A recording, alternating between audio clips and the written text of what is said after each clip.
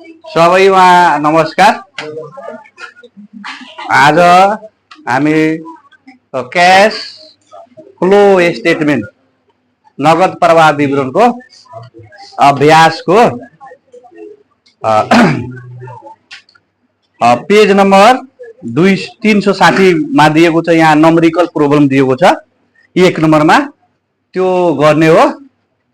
अनि यो भन्दा अगाडि हामी क्याश फ्लो स्टेटमेन्ट कसरी तयार गर्ने हो, कुन फर्मेटमा तयार गर्ने हो, यो कुराहरू बुझिसकेका छौँ। अनि एकचोटि म समरीमा फेरि के गरिदिइरहेको छु भनिदिइरहेको छु। क्याश फ्लो स्टेटमेन्ट नगद प्रवाह विवरण अन्तर्गत 3वटा के हुन्छ, मेजर एक्टिभिटिजहरू पर्छ। अपरेटिङ एक्टिभिटिज, इन्भेस्टिङ एक्टिभिटिज र फाइनेन्सिङ एक्टिभिटिज पर्छ। अपरेटिङ एक्टिभिटिजलाई हामी डाइरेक्ट मेथड र इनडाइरेक्ट मेथडबाट के गर्छौँ, निर्धारण गर्छौँ। क्वेसनमा डाइरेक्ट मेथड भनेको छ भने डाइरेक्ट मेथडबाट बनाउने, इनडाइरेक्ट मेथडबाट बनेको छ भने इनडाइरेक्ट मेथड। तर प्राय कुन मेथड आउँछ, डाइरेक्ट मेथड आउँछ हैन। यदि तोकेर पनि दिएको छैन भने अब त्यो अवस्थामा हामीले डाइरेक्ट बनाउने कि इनडाइरेक्ट बनाउने। नेपालमा के हुन्छ, डाइरेक्ट मेथडबाट नै के गर्नुपर्छ, तयार गर्नुपर्छ। तर त्यसको लागि क्वेसनमा के दिएको हुनु पर्यो, सेल्स दिनु पर्यो। यदि क्वेसनमा सेल्स दिएको छैन, नेट इन्कम दिएको छ, प्रॉफिट दिएको छ भने त्यो अवस्थामा हामीले के गर्नुपर्छ, इनडाइरेक्ट मेथडबाट तयार गर्नुपर्छ। अब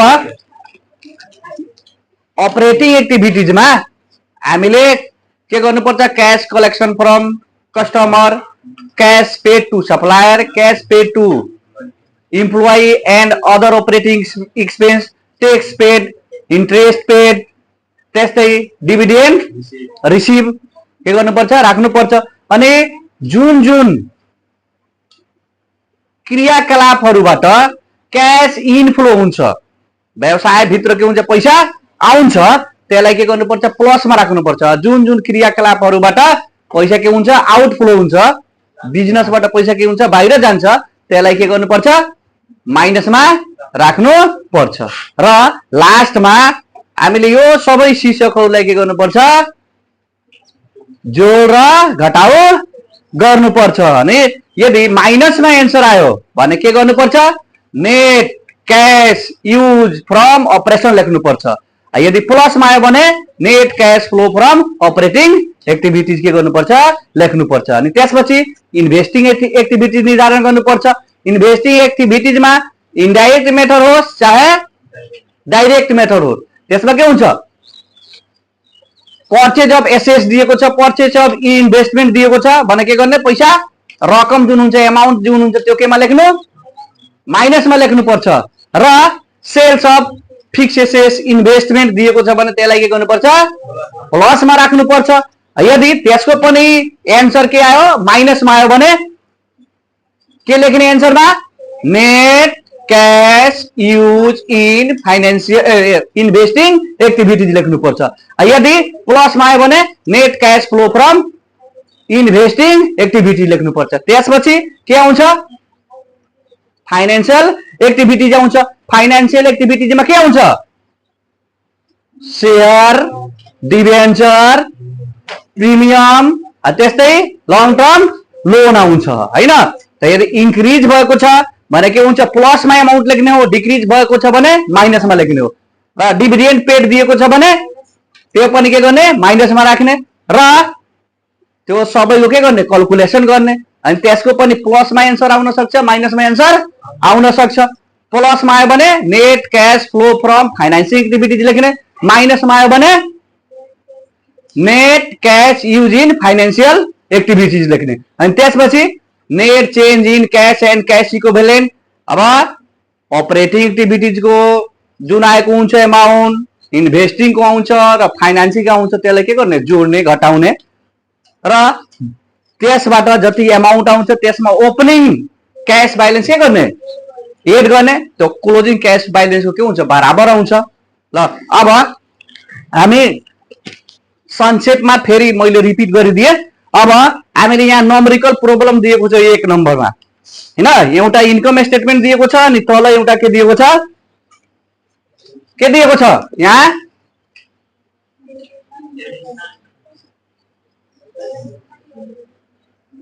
इन्कम स्टेटमेन्ट दिएको छ अनि तल के दिएको छ, बैलेन्स सिट दिएको छ।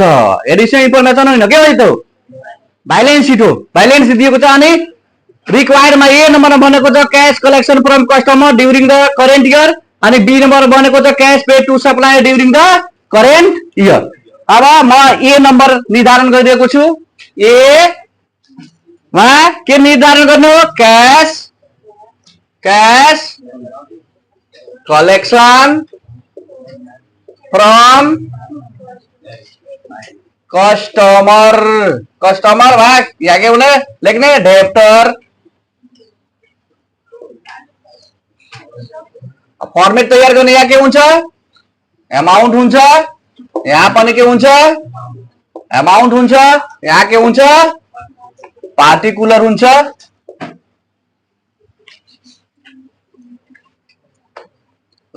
अब यो क्याश कलेक्सन फ्रम कस्टमर केसँग सम्बन्धित हुन्छ, सेल्ससँग, डेप्टरसँग, प्रोभिजन फर ब्याड डेटसँग, ब्याड डेट रिकभरसँग र डिस्काउन्ट एलाउडसँग के हुन्छ, सम्बन्धित हुन्छ। त्यस्तै करेन्ट एसेससँग पनि के हुन्छ, यो सम्बन्धित हुन्छ।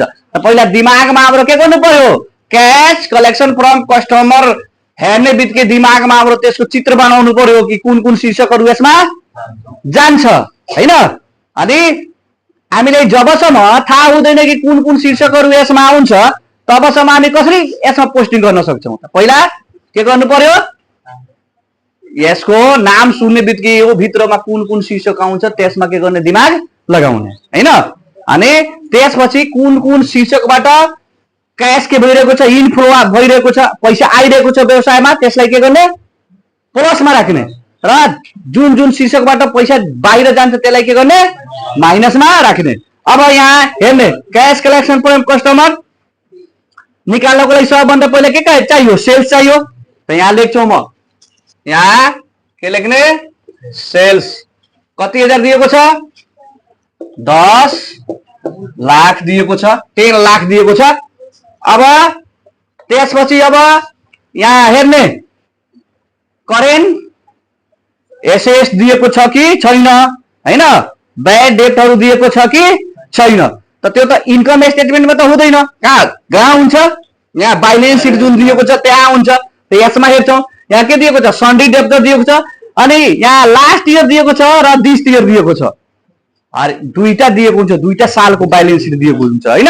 त हामी कम्पेयर गर्छ, पहिलो सालमा कति छ, लास्ट इयरमा कति छ, 4 लाख छ अनि दोस्रो साल दिस इयरमा कति छ, 3 लाख। अब इन्क्रिज भएको छ कि डिक्रिज भएको छ, कम भइल बा कि बेसी भइल बा, कम हो गइल बा। त हमनी के एक नियम पता बा कि अगर करेन्ट एसेस डिक्रिज भइरहे तो ऊ पैसा कति में लिखेम छ, अमाउन्ट कति में लिखेम छ, प्लस में लिखेम छ। आ डिक्रिज भइरहे त कति में लिख्दी छ, कम भइरहे त कति में, बेसी भइरहे त कति लिख्दी छ, इंक्रिज भइरहे त माइनस में लिख्दी छ। ऐसे कि करेन्ट एसेस घटेला त हमने कति होकेला, पैसा आवेला, आ बढ़ेला त कति होला, पैसा जाला। तो वैसे आवता त कति करम छ, पैसा प्लस में लिखेम छ। तो यहाँ लिखेम छ डिक्रीज इन सन्ड्री डेप्टर कति हजार, 1 लाख पैसा केमा हुन्छ, प्लसमा हुन्छ। अब त्यसपछि बिल्स रिसिभेबल दिएको छ, पहिलो सालमा 1,50,000, दोस्रो सालमा 2,50,000। त इन्क्रिज हुन्छ कि डिक्रिज भएको छ, बढल बा कि घटल बा, बढल बा। त बढ़ला त कति होला, इंक्रीज होला, इंक्रीज होला तो अमाउंट कति में लिखाला, माइनस में लिखाला। तो यहाँ लिखने इंक्रीज इन बिल्स रिसीवेबल कति हजार, यो पनि दिएको छ 1 लाख। तो यहाँ लेख्ने 1 लाख। अब त्यसपछि दिएको छ प्रोभिजन फर डाउटफुल डेट, पहिलो सालमा दिएको छ 5,000, दोस्रो सालमा कति दिएको छ 8,000। Provision for bad debt increase हुन्छ भने के हुन्छ? माइनस हुन्छ कि प्लस हुन्छ? माइनस हुन्छ कि प्लस हुन्छ?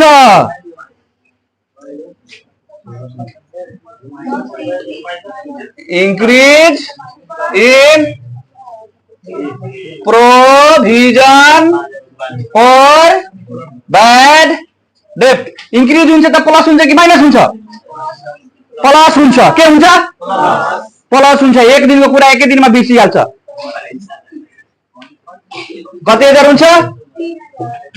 3000 हुन्छ हैन? अब त्यसपछि दिएको छ, अब यहाँ बिल्स रिपेबल दिएको छ, आउँछ यसमा? आउँदैन। सन्ड्री क्रेडिटर आउँदैन, इन्भेन्ट्री आउँदैन। यहाँ के दिएको छ? डिस्काउन्ट रिसिभ, यो पनि आउँदैन। यहाँ दिएको छ ब्याड डेट रिकभर, कति हजार? 42000। यहाँ लेख्छौ ब्याड डेट रिकभर्ड, कति हजार? 42000। प्लसमा हुन्छ कि माइनसमा हुन्छ?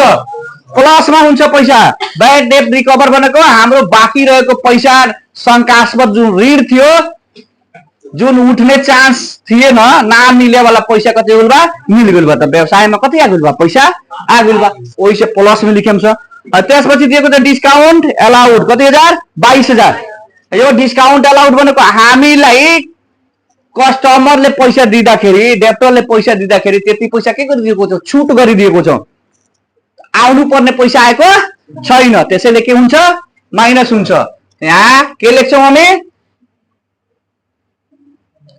डिस्काउन्ट अलाउड, कति हजार? 22000 हुन्छ। यहाँ माइनसमा हुन्छ। अब के गर्ने? यहाँ लेख्ने net cash collection from customer. अब यसलाई के गर्ने? 10 लाख, 10 लाखमा 1 लाख जोड्छ, कति हजार हुन्छ? 11 लाख, 11 लाखबाट 1 लाख जान्छ, कति हुन्छ? 10 लाख हुन्छ।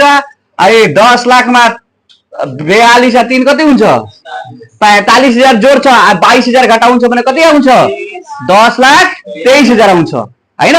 यो म यसरी जोडिदिएको, तर तपाईहरु जोड्दाखेरि प्लस प्लसलाई एक ठाउँमा जोड्ने, माइनसलाई के गर्ने? एक ठाउँमा जोड्ने। प्लस वालाबाट माइनस वालालाई के गर्ने? घटाइदिने। त कति आउँछ? 10,23,000। बुझ्नु भयो ए नम्बरको? ल अब यो भिडियोलाई राम्रोसँग के गरिदिनु होला? हेरिदिनु होला, लाइक गरिदिनु होला, कमेन्ट गरिदिनु होला, सब्स्क्राइब पनि गरिदिनु होला।